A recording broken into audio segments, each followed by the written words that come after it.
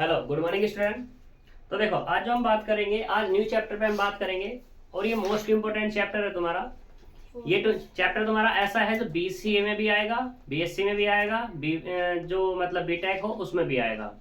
तो मतलब तीनों के लिए इंपॉर्टेंट है। और दूसरी चीज, अगर मान लो कोई बच्चा एमएससी करता है तो एमएससी में ये तुम्हारा लिंक है। लिंक कैसे है कि वहां पे एमएससी में है पार्शियल डिफरेंशियल इक्वेशन, ये तो है, होगा ही होगा वहां पर partial differential equation. Partial differential equation में क्या है कि इसकी हेल्प से तुम वहां पर सॉल्व नहीं कर सकते।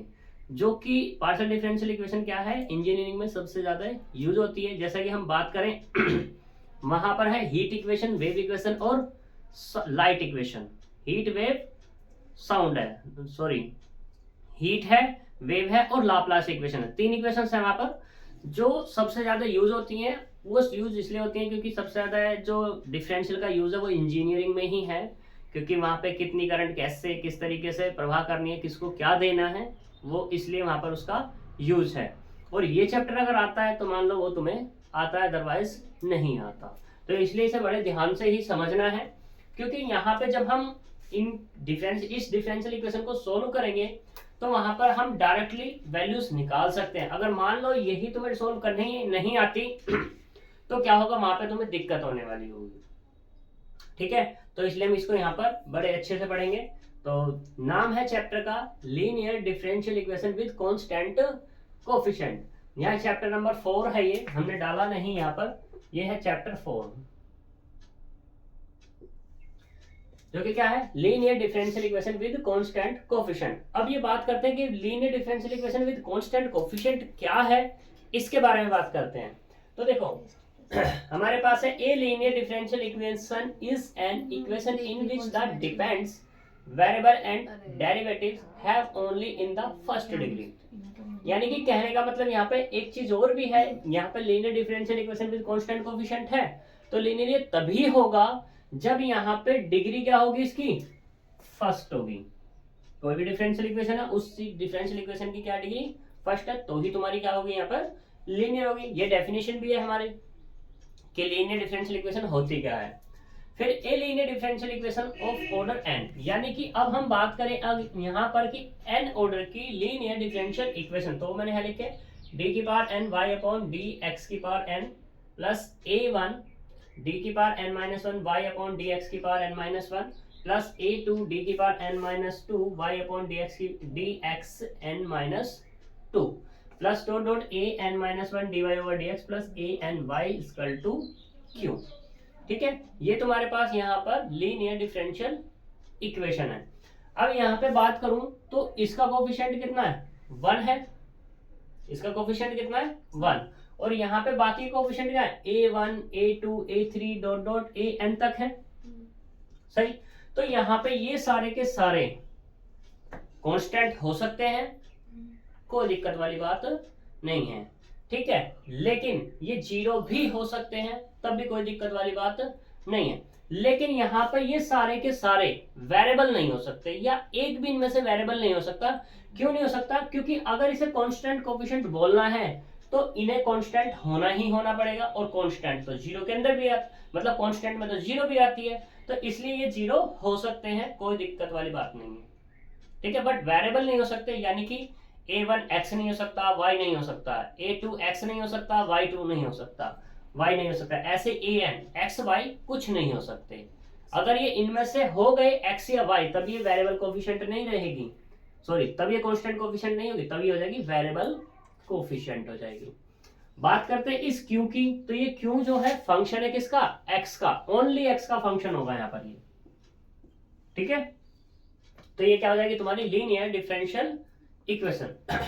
अब इसको तुम यहाँ पे ऐसे भी लिख सकते हो, ये इक्वेशन 1 जो है, यहाँ पे इसको लिख सकते हो तुम d की power n y plus a1 d की power n minus one y plus a2 d की power n minus two y plus dot dot a n minus one D Y plus A N Y बराबर Q.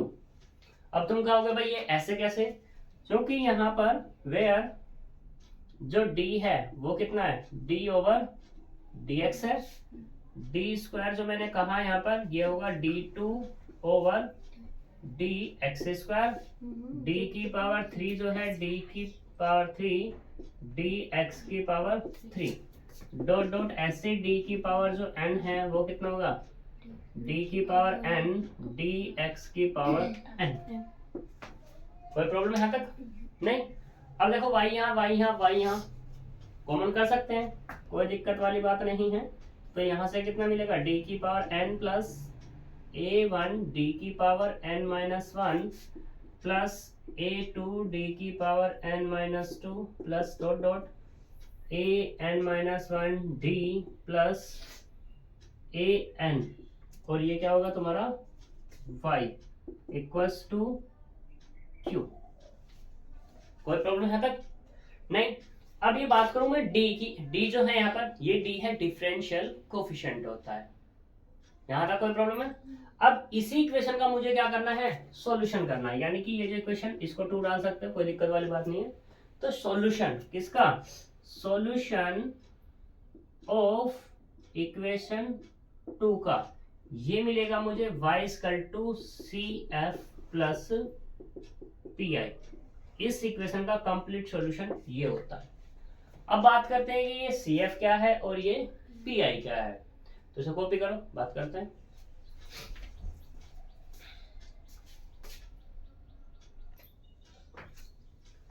तो देखो अब यहाँ पे बात करते हैं कि सी एफ क्या है और ये पी आई क्या है। तो यहाँ पे जो सी एफ है, अब मैं इसकी फुल फॉर्म लिख रहा हूं, ये है कॉम्प्लीमेंट्री फंक्शन, कॉम्प्लीमेंट्री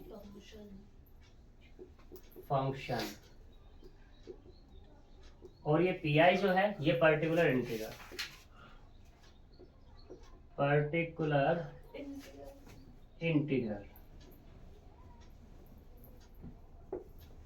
ठीक है, तो यहाँ पे जो सारी की सारी अब बात होने वाली है वो किस पे बात होगी, सिर्फ इस सी एफ और पी आई पे। पूरा का पूरा खेल इसी पर ही है कि तुम्हारे पास कोई भी इक्वेशन दी हुई है उसका सी एफ और पी आई कैसे फाइंड करोगे। तो पहले बात करते हैं फॉर सी एफ के लिए। ठीक, तो यहां से सी एफ के लिए बात करते हैं तो पुट करते हैं यहाँ, put d equals to m and q बराबर 0 के, q बराबर 0, then we find auxiliary equation, auxiliary equation. तो हमारे पास एक ऑक्सिलरी इक्वेशन आ जाती है। वो कैसे, देखो यहाँ पर। तो ये कितना होगा, डी की जगह कितना ले रहे हैं, m ले रहे हैं। तो यहाँ पे कितना होगा, m की power n plus a1 m की power n minus 1 plus a2 m की power n minus 2 plus dot dot कितना आएगा, a n y बराबर 0, क्योंकि q तो मैंने क्या कर दिया, 0 कर दिया। कोई दिक्कत वाली बात नहीं है। अब यहाँ पर देखो y कभी 0 हो नहीं सकता, तो सिर्फ क्या होगा तुम्हारा m की power n plus a1 m की power n minus 1 plus a2 m की power n minus 2 plus dot dot a n बराबर 0, ये होगा। अब ये पावर कितनी है, m की पावर कितनी है, n, यानी कि ये n डिग्री का पॉलिनोमियल हो गया किसमें, m में। तो मैं लेट कर लेता हूं, लेट फैक्टर जो होंगे इसके वो क्या हो गया, ये हो गया m माइनस के m1, m माइनस के m2, m माइनस के m3 dot dot m minus mn बराबर 0। ये कितने फैक्टर हो गए इसके, n फैक्टर्स हो गए। ठीक है, तो यहां से m की कितनी वैल्यूज निकल गई, m की वैल्यूज निकली n, यानी कि एक हुई n1, एक हुई n2, एक हुई n3 डॉट डॉट n कितनी, सॉरी m है ना, m n। कोई दिक्कत? अब अब इन एम पे केस है, एम पे केस कैसे है, तो केस फर्स्ट पे बात करते हैं। Here value of m, values of m are two types. ये क्या होंगी, टू टाइप्स की होंगी। पहली होगी तुम्हारे पास रियल वैल्यूज और दूसरी होगी तुम्हारे पास कॉम्प्लेक्स वैल्यूज। कॉम्प्लेक्स वैल्यूज, अब ये इनसे अलग कोई वैल्यूज होती है कोई? अगर मैं किसी भी वैल्यू की बात करूं, किसी भी तो मतलब किसी की भी वैल्यू की अगर मैं बात करता हूं तो दो ही होंगे, एक तो रियल होगी या एक क्या होगी, कॉम्प्लेक्स। अगर मैं अपनी वैल्यू की भी बात करूं ना तो मेरे पास सिर्फ दो ही वैल्यू हैं, एक है रियल और एक है कॉम्प्लेक्स। रियल वो होगी जिसकी वास्तविकता होगी। वास्तविकता से मतलब जैसे मैं बात करूं कि मैंने किया क्या हुआ है एजुकेशन में, क्या किया है, एमएससी बीएड, ठीक है, तो यहां पर वो क्या हो जाएगा तुम्हारा, वो रियलिटी है। लेकिन अगर मैं बात कर दूं किसकी, कॉम्प्लेक्स की, कॉम्प्लेक्स मतलब इमेजिनेशन ही कर सकते हैं, तो तुम इमेजिनेशन क्या करोगे, दूसरे वाला करेगा कि मैं ये भी, ये सर ये भी कर सकते हैं, ये भी कर सकते हैं, ये भी कर सकते हैं, या ये भी किया हुआ होगा, ये भी किया हुआ होगा, ठीक है। तो वो चीज है यहाँ पर। तो कितने टाइप की होंगी यहाँ पर, सिर्फ दो ही टाइप्स की वैल्यूज होंगी। कौन कौन सी हमारे पास, एक है रियल वैल्यू और दूसरी है हमारे पास कॉम्प्लेक्स वैल्यू। अब हम पहले रियल वैल्यूज पे बात करते हैं।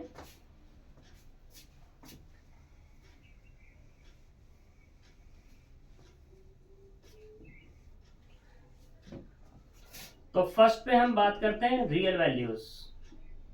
रियल वैल्यूज, रियल वैल्यूज में क्या है कि इफ, ये पॉइंट बात करते हैं, इफ m1 बराबर नहीं है किसके, m2 के, ये बराबर नहीं है किसके, m3 के, डॉट डॉट, कोई भी आपस में बराबर नहीं है, यानी कि सारी की सारी वैल्यूज कैसी हैं, डिफरेंट है।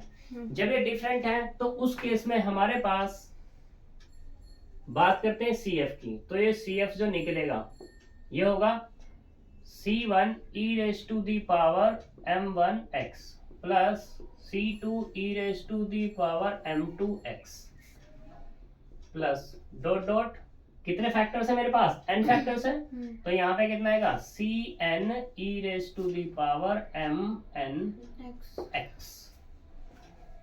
कोई दिक्कत?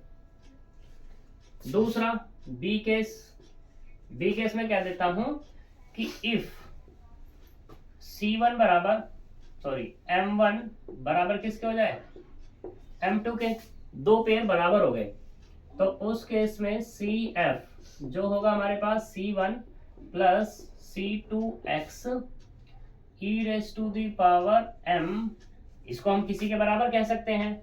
मान लो इसे मैं m डैश क्या देता हूं, ये दोनों वैल्यूज बराबर आ गई, तो m dash x plus C3 e raise to the power m3x, फिर से वही चलता चला जाएगा डिफरेंट वाला, Cn e raise to the power mnx। कोई प्रॉब्लम है तक?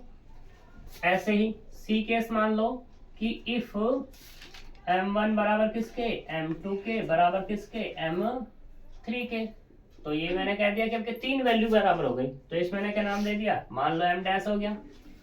तो यहां से CF कितना होगा तुम्हारे पास, C1 plus C2x plus C3x square e raise to the power m dash x plus C4 e raise to the power m4x plus dot dot Cn e raise to the power mnx, ये मिल जाएगा।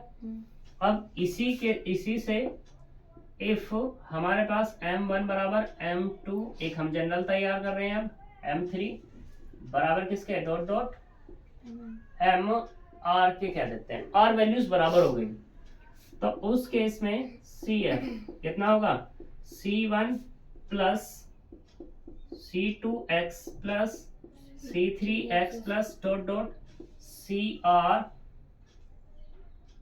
C3 square होगा CRx की power r minus 1, और e raise to the power हम क्या देते हैं यहाँ पर m डैश है, ये m dash x m dash x plus C R plus one e raise to the power m r plus one x plus dot dot C n e raise to the power m n x.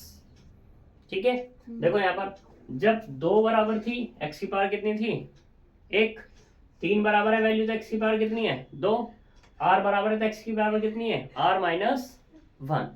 तो ये तुम्हारा CF होगा किस case में, real के case में। एक case और तुम्हारा बन सकता है, यहाँ पर E पे बात कर देते हैं। ठीक है, चलो पहले से करो, उस पर भी बात कर लेते हैं।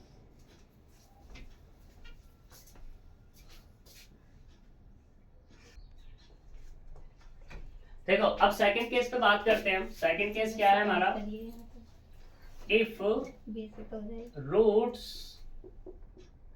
Are complex. रूट्स कैसे हमारे कॉम्प्लेक्स हो, उस पर बात करते हैं। लेट कर लेते हैं कि लेट m बराबर alpha plus minus i beta.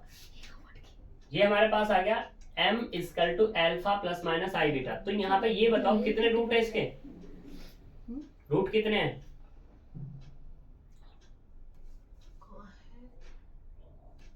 m की वैल्यूज कितनी है, m की वैल्यू 2 आएंगी। कितनी है 2, वैल्यूज भी बोल रहा हूँ इसी से समझ जाओ।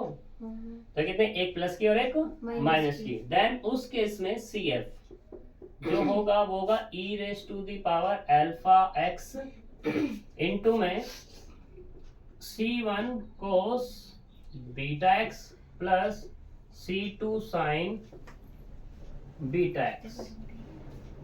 ठीक है, ये होगा। दूसरा, इसी में अगर हम बात कर दें इसकी कि इफ m बराबर कितना है alpha plus minus i beta, repeat है, रिपीट है। रिपीट से मतलब ये क्या हो गया, एक बार और आ जाएगा, यानी कि m बराबर हम कह सकते हैं alpha plus minus i beta की पावर 2। रिपीट का मतलब ये तो होगा। तो उस केस में CF जो निकलेगा वो होगा e raise to the power alpha x तो रहने वाला है, ये होगा C1 plus C2x cos beta x plus C3 plus C4x sin beta x। कोई दिक्कत नहीं। फिर तीसरा केस यहाँ पे बना सकते हैं, वैसे तीसरा तो नहीं था, ये दूसरा ही था। और हाँ, एक चीज और, इसको हम दूसरी फॉर्म में भी लिख सकते हैं। एक फॉर्म और है इसकी, वो कौन सी है, इस पर हम बात कर लेते हैं।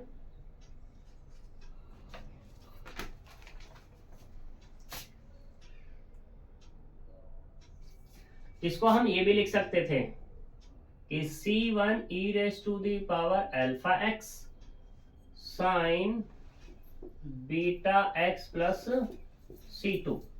ठीक, या हम इसको ऐसा भी लिख सकते थे, कोस में अगर वो मांगने लगे C1 e raise to the power alpha x cos beta x plus C2। इसको हम ऐसा भी लिख सकते हैं। यहाँ तो कोस और साइन दोनों में है, लेकिन अगर वो कहने लगे मुझे तो साइन में आंसर चाहिए तो ऐसे भी लिख सकते हैं, कोस में चाहिए तो ऐसे भी लिख सकते हैं। क्योंकि एक दो क्वेश्चन तुम्हारा फंस जाएगा ऐसा जिसमें साइन और कोस में दिया होगा, फिर तुम उसको मेरे पास उठा करके लेके आओगे कि आंसर नहीं आया। तो भाई अगर आंसर ना आए तो वो इसमें आंसर होगा, ठीक है ना, तो इसलिए इसे लगा लेना।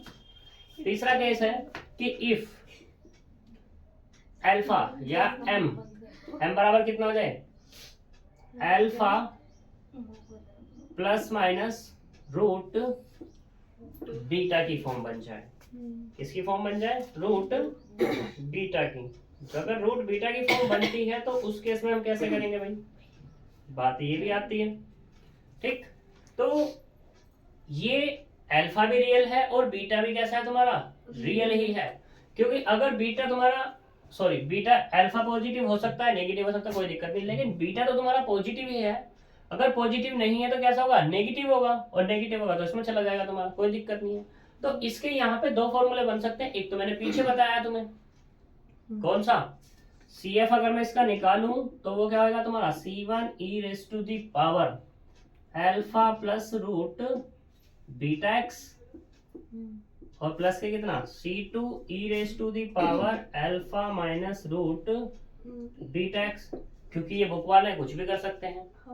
ठीक, और दूसरा तुम्हारा क्या निकलेगा CF बराबर e raise to the power alpha X, यहाँ पर C1 cos hyperbolic root beta x plus C2 sine hyperbolic root beta X, ये तुम्हारा क्या मिल जाएगा CF फाइंड हो जाएगा। यहां तक कोई दिक्कत? फिर से वही केस कि अगर ये उसमें लेना हो मुझे तो कैसे कर सकते हैं हम, तो कितना आएगा C1 e raise to the power alpha x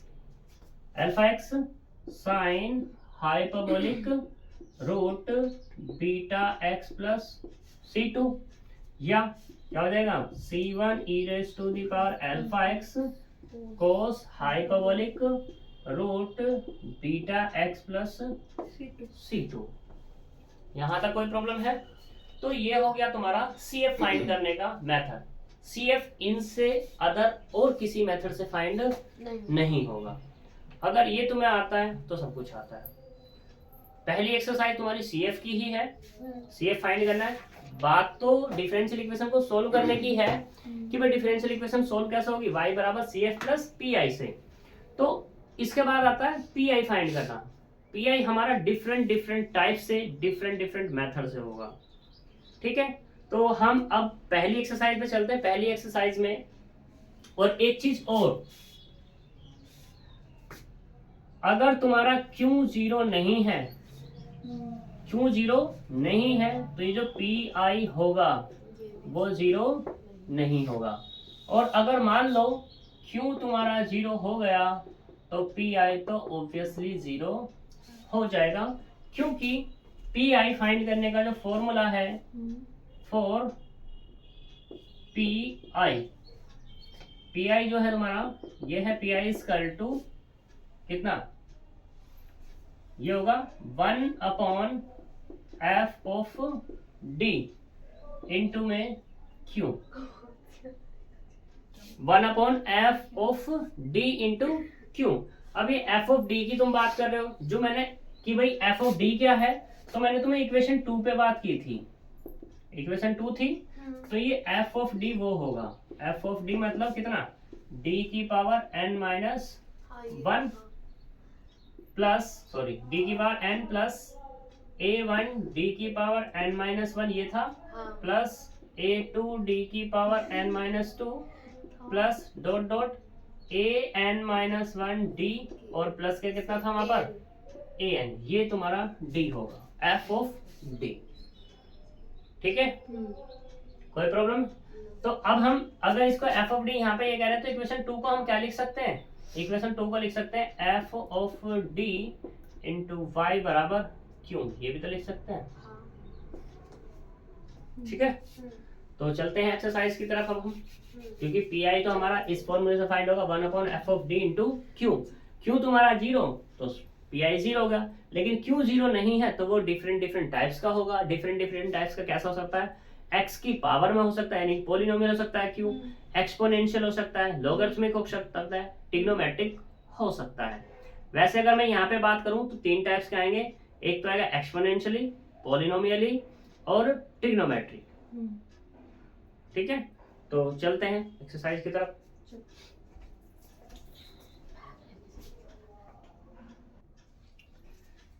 देखो एग्जाम्पल पे हम बात नहीं कर रहे, एग्जाम्पल पे इसलिए बात नहीं कर रहे, एग्जाम्पल तो तुम कर लोगे, हम क्वेश्चन पे बात करते हैं। तो मैंने पहले क्वेश्चन नंबर 2 करते हैं, उसके बाद क्वेश्चन नंबर 1 करते हैं। पूरी की पूरी डिफरेंशियल इक्वेशन में लिखा रहेगा यही कि सोल्व दिस। तो अब तुम्हें चेक करना है कि कैसे तुम इसको सोल्व करोगे, किस तरीके से करोगे। तो सबसे पहली बात तो ये, यहाँ पर क्या चेक करोगे तुम, डिफरेंशियल इक्वेशन देखोगे कौन सी है। चैप्टर नंबर 1 में क्या था, फर्स्ट ऑर्डर फर्स्ट डिग्री। क्या फर्स्ट ऑर्डर फर्स्ट डिग्री है, डिग्री तो फर्स्ट है लेकिन ऑर्डर फर्स्ट नहीं है, खत्म। दूसरा क्या था, चैप्टर नंबर 2 है हमारा पास first order but not first degree. Order first, लेकिन यहाँ पे तो 2 है, दूसरा भी खत्म। तीसरा क्या है, ऑर्थोगोनल ट्रैजेक्टरी, वो तो डिफरेंट ही है सबसे, क्योंकि उसका तो क्वेश्चन भी आएगा तो तुम्हें पता ही लग जाएगा कि ऑर्थोगोनल ट्रैजेक्टरी निकालना है, और तीसरे वाले चैप्टर से है। बात करते हैं चैप्टर नंबर 4 की, differential equation with constant coefficient. इसने ऑर्डर की बात नहीं करी, किसकी बात कर दी, ओनली लीनियर की। तो लीनियर से मतलब समझ जाओगे, डिग्री कितनी है इसकी, 1 है, ऑर्डर इसका कितना भी हो सकता है, ऑर्डर पे कोई बाउंडेशन नहीं है, यानी कि ऑर्डर कितना है इसका, n है। अब n बराबर कितना है वो इस पर डिपेंड करेगा, ठीक है, यहां तक कोई दिक्कत। तो करते हैं सॉल्यूशन। तो देखो ये लिखा है d2y over dx square minus 3 dy over dx minus के 4y बराबर 0। ठीक, इसको तुम ऐसे भी लिख सकते हो क्या, d की पावर 2y माइनस के 3dy माइनस के 4y बराबर 0। इसको तुम ये भी लिख सकते हो d स्क्वायर माइनस के 3d माइनस के 4y बराबर 0। अब अगर इस इक्वेशन की कंपेयर करोगे किससे, f of d into y बराबर q से, तो बाय 1 एंड 2 से, बाय 1 एंड 2 से क्या मिलेगा, q बराबर तो हो गया 0, एंड f ऑफ d बराबर कितना हो गया, d स्क्वायर माइनस के 3d माइनस 4, ये हो जाएगा। ठीक, तो सॉल्यूशन ऑफ इक्वेशन 1 का वो किस में आएगा, y बराबर सी एफ और प्लस के पी आई में आएगा। ठीक, हम पहले बात करेंगे किस पे, for C F. For C F के लिए क्या करेंगे, पुट d बराबर m एंड q बराबर 0, q तो ऑलरेडी 0 है ही, तो देन ऑक्सिलरी इक्वेशन वो क्या बनेगी तुम्हारी, वो होगी यहाँ पर कितनी, ये होगी m स्क्वायर माइनस के 3m माइनस के 4 y बराबर 0। तो यहाँ से क्या होगा, y तो 0 नहीं हो सकता कभी भी, तो क्या होगा, m स्क्वायर माइनस के 3m माइनस 4 बराबर 0। तो माइनस के 4 है, इसको मैं ऐसे लिख ले, m स्क्वायर माइनस के 4m प्लस के m माइनस 4 बराबर, क्या ही दिक्कत है, फैक्टर करना यानी कि m निकालना है, तो m minus 4 plus 1 into m minus 4 बराबर 0। तो m माइनस 4 पूरे से कॉमन, क्या मिला, सिर्फ m प्लस 1 बराबर 0। तो m की वैल्यू कितनी आ गई, एक आ गई 4 और एक आ गई -1, दोनों डिफरेंस है, और डिफरेंट सिंस क्या है, m is real and different, real भी और डिफरेंट भी है, तो उस केस में सी एफ कितना होगा, c1 e raise to the power m1x plus c2 e raise to the power m2x। अब m2x तक ही क्यों गए, क्योंकि यहाँ पर m की वैल्यू कितनी है, 2 ही तो है। अब तुम्हारी मर्जी, यहाँ पे m1 किसको मानना चाहते हो, ऐसा कोई फर्क नहीं पड़ेगा कि कौन इसको ही क्यों मान रहे हो, ठीक है, जो मैंने m1 माना तुम उसको m2 मान सकते हो, जो मैंने m2 माना उसको m1 मान सकते हो। तो यहां से क्या मिला, c1 e raise to the power 4x plus c2 e raise to the power minus के x, ये मिल गया अपने को cf 4, कोई प्रॉब्लम। अब बात करते हैं फॉर pi। तो pi का मैंने फॉर्मूला तुम्हें बताया अभी, कितना, 1/f ऑफ d इंटू में q, और q तो कितना है तुम्हारा, 0 है, f ऑफ d इंटू 0, तो पूरा 0 हो गया, ये डाल दो 5। इक्वेशन 4 एंड 5 यूज करोगे इसमें, यूजिंग इन 3 में, जब 3 में यूज कर दोगे तो यहाँ पे y बराबर कितना मिल जाएगा, c1 e raise to the power 4x plus c2 e raise to the power minus के x प्लस 0, या y equal to c1 e raise to the power 4x plus c2 e raise to the power minus के x। ये इसका क्या मिल जाएगा तुम्हें, solution मिल जाएगा। कोई प्रॉब्लम यहाँ तक? चलो फटाफट।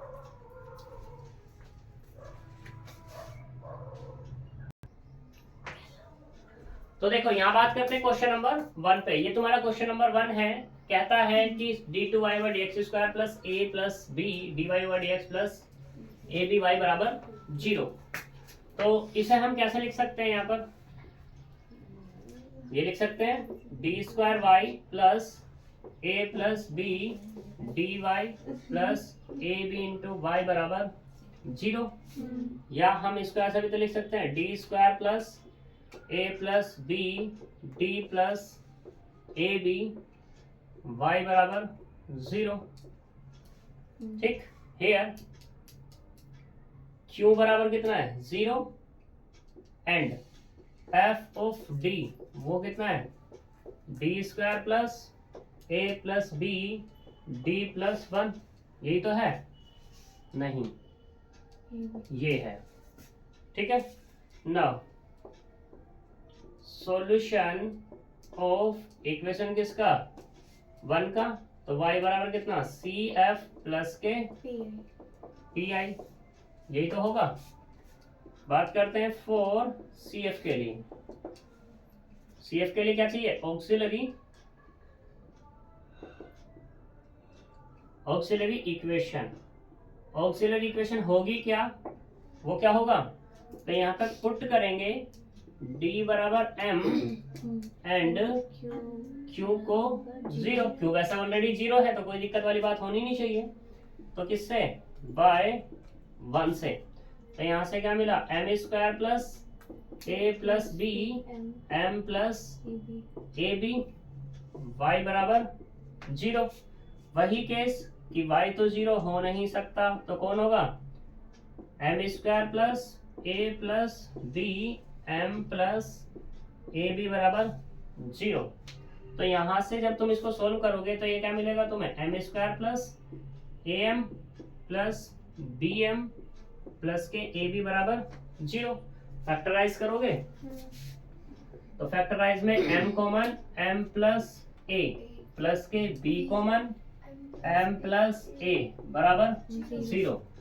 यहाँ से क्या मिला m प्लस ए और m प्लस b बराबर 0। m की कितनी वैल्यूज आ गई यहाँ पर, 2 वैल्यूज, माइनस ए और माइनस के b। फिर से वही केस कि m क्या है, रियल है, तो मैं वो लाइन नहीं लिख रहा, या चलो लिख लो, since m is real and differ, ठीक है, या डिफरेंट, तो उस केस में CF कितना मिलेगा, C1 e raise to the power m1x plus C2 e raise to the power m2x। जब क्वेश्चन करोगे तो पहले फॉर्मूले को लिखना है, उस फॉर्मूले से क्या होगा तुम्हें फॉर्मूला याद हो जाएगा लिख करके। तो यहाँ से मिला C1 e raise to the power minus के ax plus C2 e raise to the power minus के bx। ठीक है जी, कोई दिक्कत, ये मिला CF। इसे डाल दे question number 3 for PI। PI के लिए क्या होगा 1/f of d into Q, और क्यू तो क्या हो गया तुम्हारा 0 हो गया, तो कुल मिला के पूरा 0, यानी कि PI मिला 0। इसे डाल दो 4। इक्वेशन 3 एंड 4 यूजिंग इन किस में 2 में। जब 2 में यूज करेंगे तो y बराबर कितना, ये मिला C1 e raise to the power minus के ax plus C2 e raise to the power minus के bx प्लस 0। तो y बराबर कितना मिला C1 e raise to the power minus ax C2 e raise to the power minus के bx। ये तुम्हारा solution. ठीक है, अब एक्सरसाइज करने से पहले इसके एग्जांपल्स करना तुम लोग, ठीक है, जो नहीं हुआ कल हम बात कर लेंगे उस पर। ठीक है, तो मिलेंगे नेक्स्ट वीडियो में। Bye bye.